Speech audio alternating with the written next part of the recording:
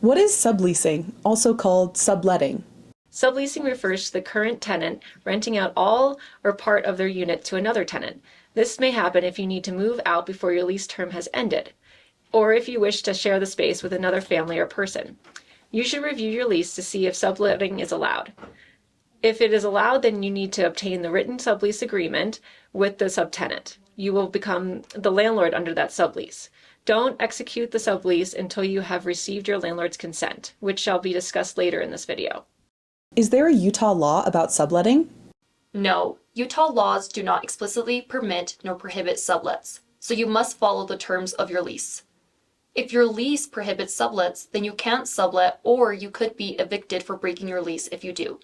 If the lease doesn't mention subletting, it is still a good idea to notify your landlord prior to subletting.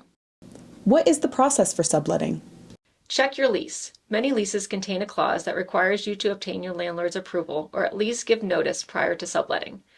Mail or email a letter. You should send a letter to your landlord via email or certified mail return receipt requested and save a copy of the document for your own records. The letter should clearly outline the terms of the sublease agreement and include the following information. 1. Start and end dates of the sublet. The rental unit address, your name and phone number, the name of the proposed subtenant or assignee. 2. The permanent home address of the proposed subtenant or assignee.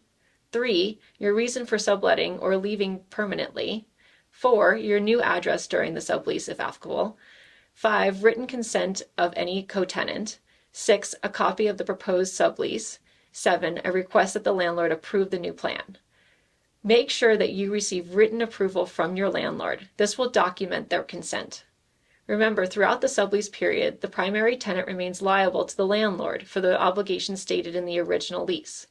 If the sublessee fails to pay rent, for example, the existing tenant is liable for the unpaid rent. Additionally, if the sublessee causes damage or neglects the property, the original tenant is liable for those damages if the sublessee fails to address them. For those reasons, it is wise for the existing tenant to trust the sublessee and make sure that they understand and follow the terms of the sublease. How many people are allowed to live in my rental unit? There is no Utah law about the number of people who can live in a rental unit. So again, it's a question of what your lease says. Make sure to read your lease agreement to see if there's a limit on the number of people who can live in the rental unit. Some Utah cities also have rules about the numbers of unrelated people that can share a house or apartment, often 3 or 4. If your lease says you cannot have additional people besides those on the lease living in the unit, other people cannot live with you unless you get written permission from the landlord to change this part of the lease. You cannot add another resident without permission from your landlord, and it's a good idea to get it in writing. If other people do move in without permission, you may be in violation of your lease and subject to eviction. Can I have guests? Your rental unit is yours during the term of your lease, so you can certainly have guests. Your lease will also generally state how long others may stay with you as guests before they would be considered additional tenants. Guests don't need a lease agreement. Additional tenants and subtenants probably will. What if I need to change the number of people in my rental unit? You should talk to your landlord about changes in who is living with you, including new babies, to be sure it's okay and get any approved changes from them in writing. Usually, if your family changes, this will not be a problem. However, if you want others to move in with you, the new tenants will likely need to sign a lease with the landlord or a sublease with you.